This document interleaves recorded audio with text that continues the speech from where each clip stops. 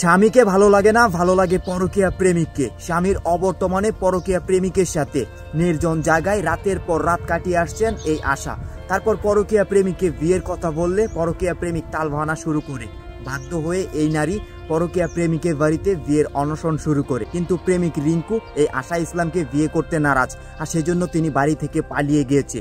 এই চাঞ্চল্যকর ঘটনাটি ঘটে গেছে কুষ্টিয়ায়। পুরো ঘটনা শুনলে আপনারা অবাক হয়ে যাবেন। 2 সন্তানের জননী, 2টা সন্তান রেখে, তার স্বামীর ভালোবাসায় রেখে তারপরও অন্য জায়গায় পরকীয়া, আর সেই পরকীয়া প্রেমিকের বাড়িতে এসে তার শেষ পরিণতিটা কি হলো আপনারা সম্পূর্ণ ভিডিওটা দেখলেই বুঝতে পারবেন। তো আপনারা স্ক্রিনের মাঝে দেখতে পারতেছেন সুন্দরী একটা তরুণী। তো এই তরুণীর আজ থেকে 5-7 বছর আগে বিয়ে হয়েছে পারিবারিকভাবে।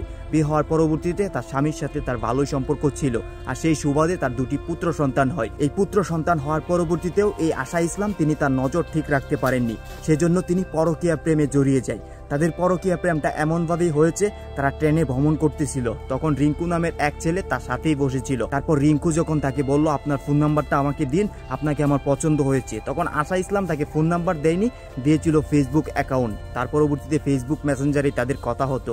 এক প্রকার এই কথা থেকেই তাদের মাঝে একটা প্রেমের সম্পর্ক গড়ে ওঠে। আস্তে আস্তে এই প্রেমটা তাদের এতটুকুই গাঢ় হয়ে যায়। তারপর এই আশা ইসলামের স্বামীকে আর ভালো লাগে না, ভালো লাগে ওই পরকীয়া প্রেমিককে, আর সেই জন্য তার স্বামীকে না জানিয়ে তিনি তার স্বামীর বাড়ি থেকে অন্য জায়গায় চলে যায়।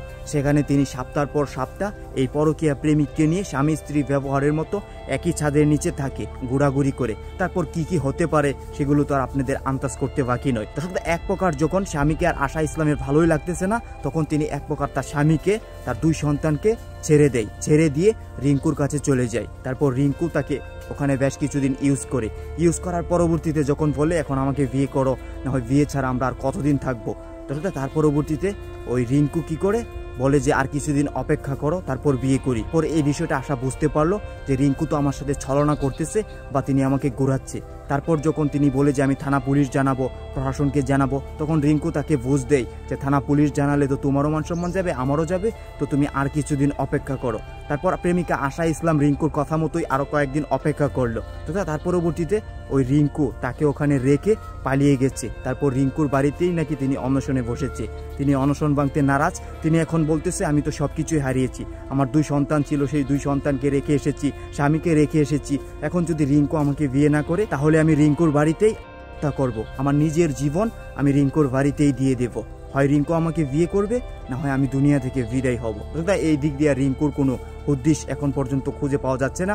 এই ঘটনা জানার পরবর্তীতে পুরো এলাকা জুড়ে চাঞ্চল্যকর সৃষ্টি হয়েছে, মানুষ এসে ভিড় করতেছে।